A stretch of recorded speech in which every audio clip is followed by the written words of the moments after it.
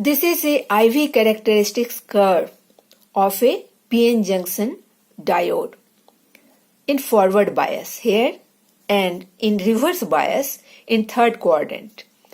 So you will find that it is quite different from IV curve of a resistor. In a resistor, the curve starts from origin. That means when you have zero voltage, current is also zero. When you have higher voltage, current is also higher. But in this PN junction, the case is different. You have applied certain voltage up to this value and you have zero current. Then suddenly, at this particular voltage, current starts flowing. And then the curve is also not a straight line. It is increasing exponentially. Resistance is varying at each and every point. And such resistance is called variable resistance, dynamic resistance. This resistance is called dynamic resistance. So let us do one question to just make an understanding of dynamic resistance. Here you have a IV characteristics of a PN junction only in forward bias. And this is a curve, you can see exponential curve. And you have to find dynamic resistance when voltage is 1 volt and when voltage is 2 volt. So at two places you have to find resistance.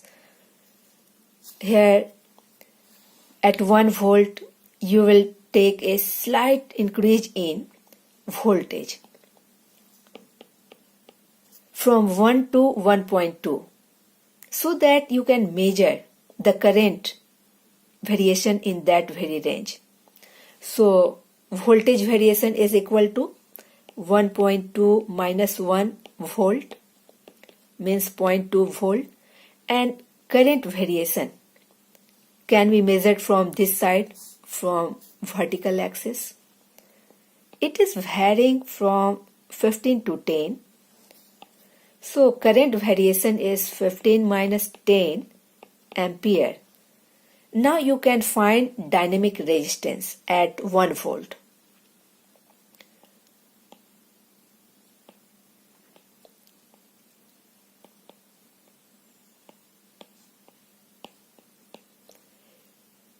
R is equal to applying Ohm's law. The same Ohm's law will be applied here also. Del V by del I. And this is your 0.2 divided by 5. So resistance is very small, you can see. Decimal, when it is removed, you get this thing. And this will be equal to 1 to, okay, this much ohm. So dynamic resistance at 1 volt is 0.04 ohm. Now at 2 volt, when you have increased the voltage, external voltage, then dynamic resistance